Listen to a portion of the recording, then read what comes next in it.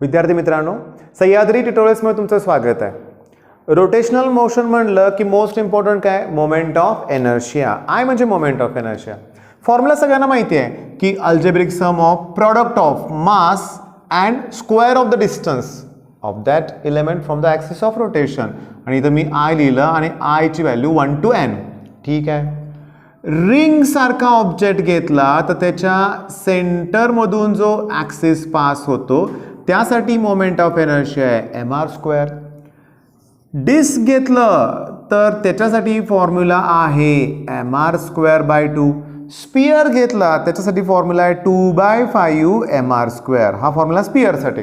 Okay, हे माहिती आहे आपल्याला, हे माहित आहे आपल्याला।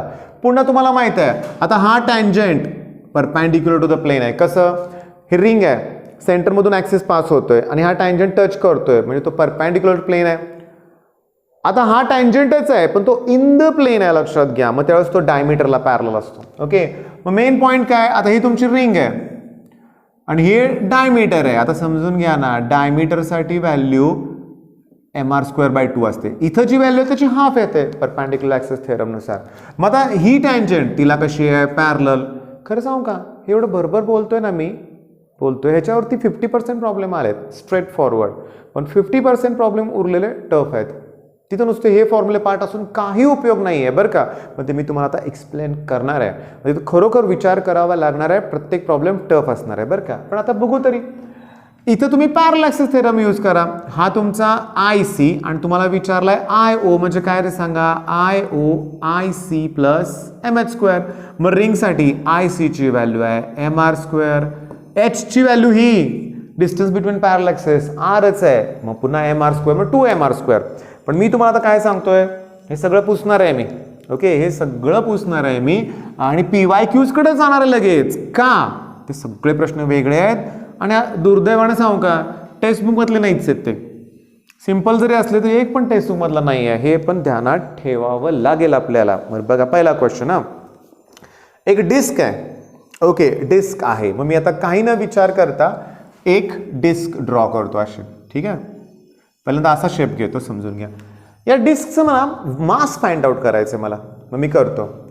या डिस्कचं मास व्हॉल्यूम इंटू डेन्सिटी ना, डिस्क सिलेंड्रिकल शेपमध्ये आहे, मग πr² आणि त्याची थिकनेस, हीच त्याची हाईट आहे बरं का, सिलेंडरची थिकनेस, आणि ही रो, व्हॉल्यूम इंटू डेन्सिटी।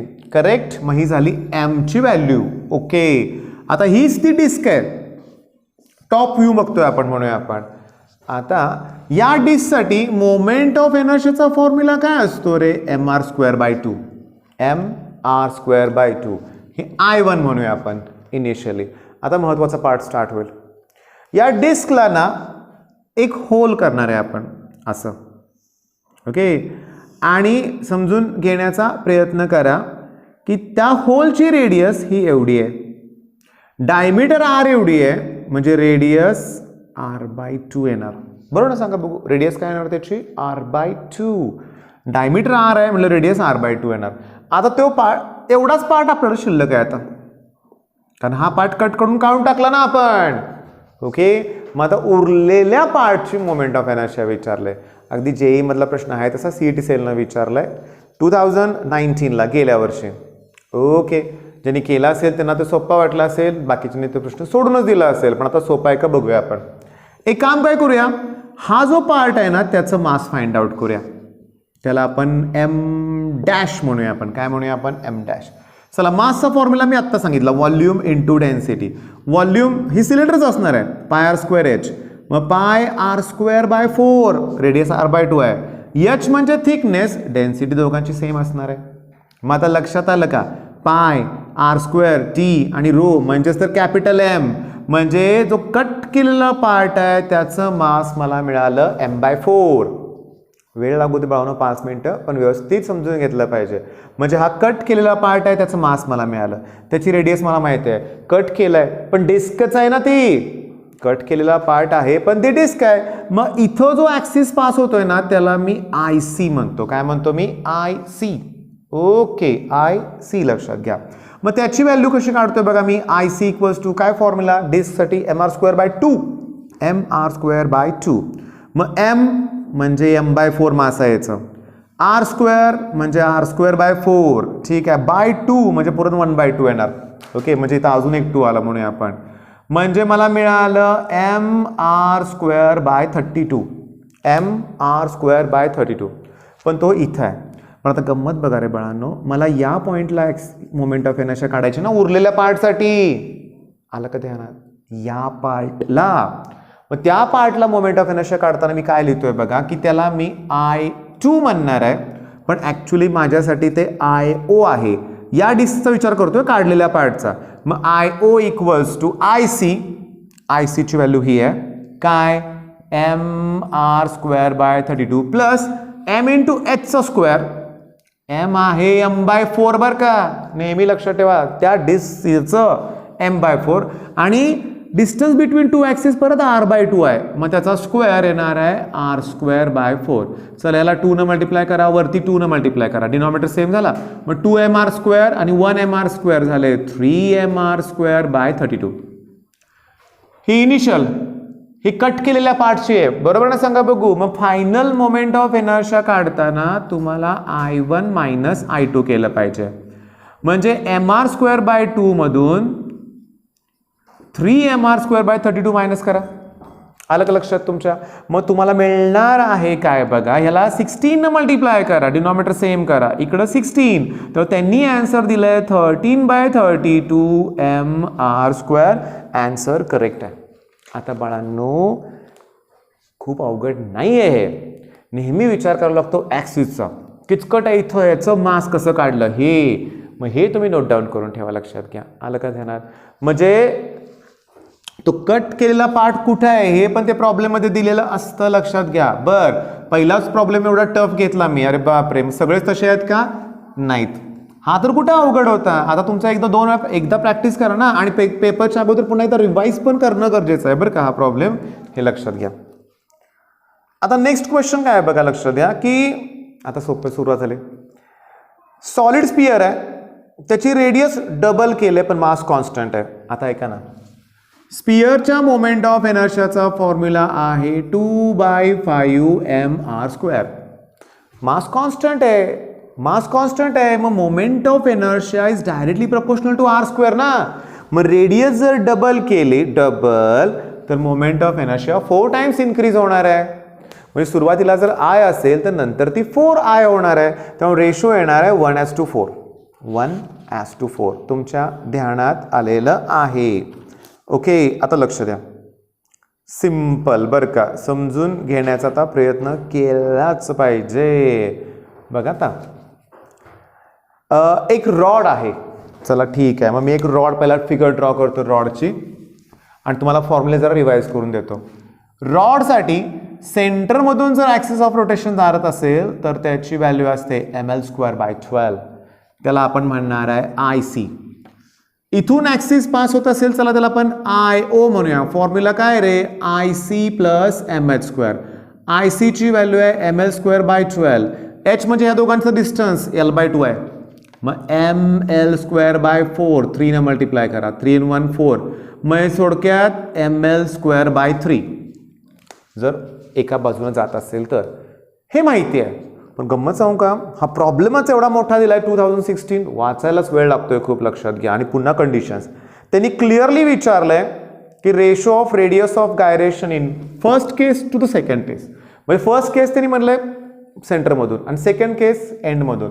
एक काम करूया, केचा रेशो विचारलाय, मी करतोय काय बघा. मग mk1 म्हणूया, square equals to ml²/12, m ला m कॅन्सल.